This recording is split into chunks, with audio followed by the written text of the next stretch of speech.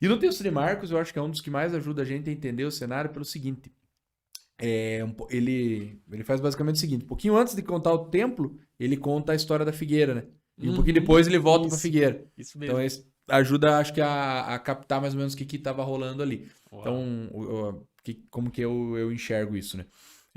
Quando Jesus, um pouquinho antes, vai lá na figueira para comer, porque ele estava com fome, ele olha a figueira com muita folha, né? Uau. Figueira, ó, pô, tava chamando atenção a figueira, chamou a atenção de Jesus ao ponto dele ir até ela para comer. Quando chega lá, não tinha fruto, Só tinha folha. só tinha folha. Poxa, essa figueira me trollou aqui, né? Me enganou. E aí Jesus amaldiçoou a figueira, né? Aí Marcos imediatamente corta para Jesus indo pro templo. Uau. Assim, cara, não é o acaso, Não é tipo, por né? acaso isso. Relatar isso tão claramente. E daí fica mais claro que Jesus vai no templo, faz o que está acontecendo e volta para a figueira mostrar para os discípulos, né? E daí, por que eu acho interessante olhar para esse paralelo? Porque é basicamente a mesma sensação que os povos tinham quando chegavam no templo, era a sensação que Jesus tinha quando chegou naquela figueira. Cara, o templo grandioso, Uhum. cara, que negócio pomposo, gigantesco, e ainda nesse tempo, né, contemporâneo de Jesus, o templo era maior ainda do que o templo de Salomão, porque Herodes tinha feito 1000 ampliações e tudo mais, então ele era um templo muito pomposo, muito cheio de folha. Só que a hora que os povos tentavam chegar lá, cara, não tinha fruto, não tinha o que comer, porque tinha muitas atividades, tinha sacrifício, tanto tinha sacrifício que vendia-se um monte de animais lá Isso. para poder sacrificar. Então a operação ali no funcional da parada tava a todo vapor, tava mais do que nunca, porque se fazia comércio até com aquilo. Mas na prática mesmo, que era. E daí na fala de Jesus, acho que ajuda, fica bem claro, porque ele fala: minha casa será chamada casa de oração para todos os povos.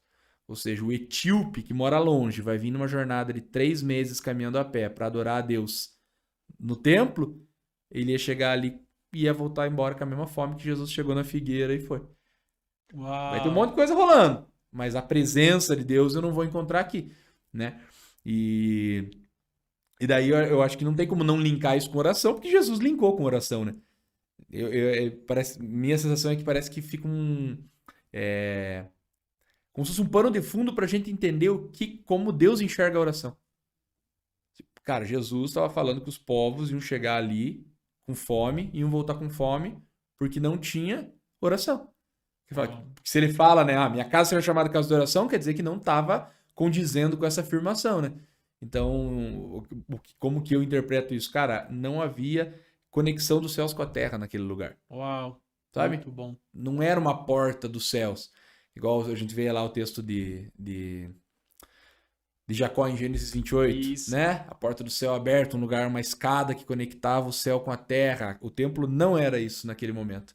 Uau. Tipo, a casa de Deus, que é o lugar onde as pessoas conseguem. Hoje a gente sabe que é outra realidade, né? Sim. E acho até que é sobre isso que Jesus está querendo apontar. Daí isso no de Marcos ele não aponta isso muito claramente, mas o de João sim, né?